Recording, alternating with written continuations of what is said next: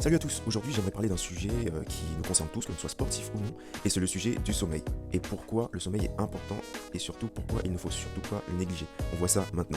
Tout d'abord, il est bien de rappeler que l'être humain passe un tiers de sa vie à dormir, donc c'est quand même mieux d'avoir un sommeil de qualité et optimisé afin d'avoir les bienfaits d'un bon sommeil réparateur. Pourquoi je vous dis ça? Parce qu'en tant que sportif, le sommeil va aider à la récupération musculaire, c'est-à-dire que les fils qui vont être cassés en portant lourd à la salle vont être reconstruits durant votre sommeil.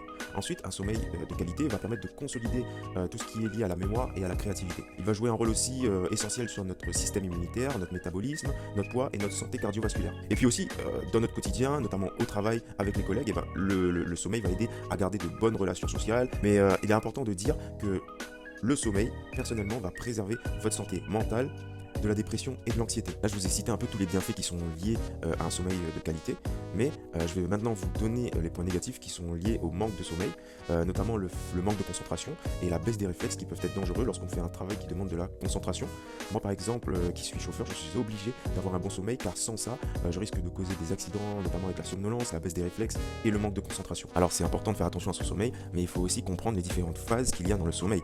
Parce que lorsque nous dormons, nous avons différents cycles de sommeil d'environ 90 minutes qui passent par le sommeil léger, profond et paradoxal et ensuite l'éveil. Et ces différentes phases sont tout aussi importantes, mais c'est au niveau du sommeil profond que la récupération physique et l'énergie perdue pendant la journée vont être rétablies pour se sentir reposé le lendemain matin et enchaîner une journée de travail.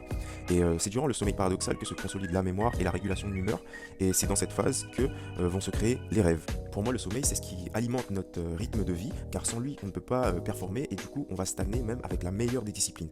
Et même au niveau de la nutrition, on risque d'avoir des troubles alimentaires liés au manque de sommeil. Personnellement, pour avoir un bon sommeil, j'utilise des compléments et je veille à avoir un temps de sommeil entre 7 et 9 heures. On va dire que c'est le minimum requis. Et pour ça, je traque mon sommeil à l'aide d'une montre connectée que vous pouvez trouver par exemple chez Amazon. Et ça me permet de surveiller les différentes phases du sommeil afin de voir si j'ai un bon cycle.